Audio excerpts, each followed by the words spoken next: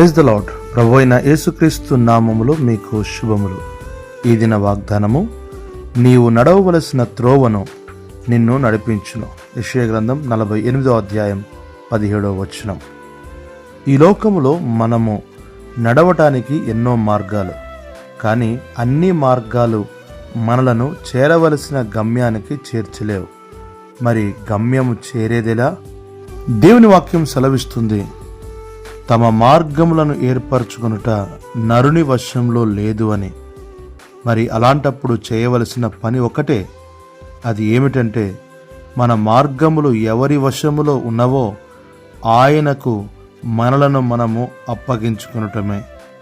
ఆ మార్గమే ప్రభువైన యేసుక్రీస్తు.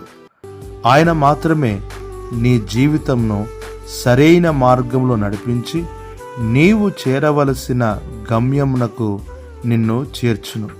కనుక వాక్యం వినుచున్న పిల్లరా, ఇదే త్రోవ, దీనిలో నడువుము అనే స్వరము నీకు వినబడినట్లు ఈ దినమే నీ మార్గములను, నీ జీవితమును ప్రభువైన యేసుక్రీస్తుకు అప్పగించుకునము.